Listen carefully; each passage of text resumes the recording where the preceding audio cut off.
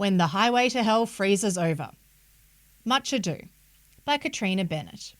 Living easy, loving easy, season ticket on a one-way ride.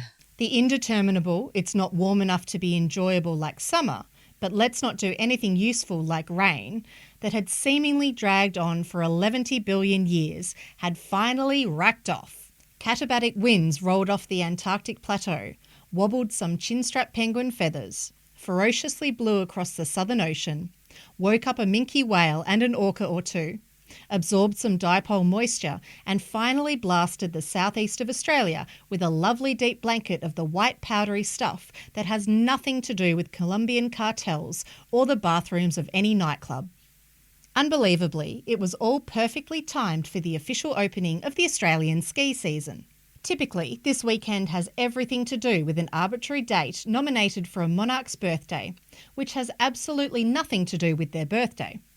So official, in fact, that the states and territories that make up Australia can't even agree on what weekend to mark this auspicious occasion. Aussies love a public holiday, for whatever tenuous reason. We may as well celebrate the opening of a snow season where the guest of honour is absent approximately 19 out of 20 years. For we are also eternally optimists and love to have a gamble on anything. Why not place our hard-earned cash into the hands of a multinational lift company that everyone loves to hate, for a season pass that may result in being nothing more than a non-claimable donation because we never get to use it? But not this year. It puked down. I snuck up the mountain unscathed on the Friday. Hours on the open road. Just me.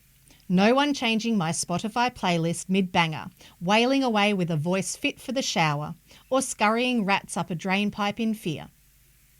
A few days frolicking, cavorting, and generally running amok with friends new and old was just the defibrillator my cold, stony, and blackened soul required. Hiking through the fat flakes, sitting on a chairlift absorbing good vibes only, clicking into my skis and floating down, at one with the hill, put the Ness into mindfulness. Regrettably, the real world was drawing me back to its hackneyed clutches. And it was time to bribe someone to firstly find, then dig out my car, and eventually put my chains on. Only one of those tasks is possible with a singular working upper limb. The persistent blizzard was getting more blizzardy, and I got all of 1 kilometre down the mountain when I was stopped for 20 minutes while the road was cleared. I moved slowly for the next 5 kilometres, feeling my way, running my side mirrors along the shifting snow walls, ignoring the odd unseen bumps and gusts of wind threatening to rattle my pea brain clean out of my skull. Vision eventually returned, and I successfully navigated my way to the second last chain bay. It had occurred to me that I had seen no cars coming up the road for a while. Had they closed it? Which was bad news for me. I was relying on paying the chain fitting service to remove my chains, but if the road was closed, they wouldn't be operating. Swerving into the chain bay, a sweet vision appeared before me. A friend was just jumping back into his car. No idea where he had sprung from. He'd left at least an hour before me. His bad luck was my good luck. Off with my chains, turning the key in the ignition to leave, and nothing. Car dead. Everyone's good humour buried. All blown to Darwin. Frozen hands opened the bonnet and the battery was completely disconnected. You know what else was buried? Some tools to reconnect said battery. With no mobile phone reception or a jumper lead between us, we prayed to the God of please let our day not get any worse. With cold hearts and frozen middle fingers to the world, we were eventually on our separate ways. Eventually, I was safely at the bottom, had a celebratory wee, looked at all the snow still on my roof, and briefly thought I really need to get that off. But it was still rock solid, and I couldn't reach it without the shovel I'd accidentally left on the mountain, with only one arm.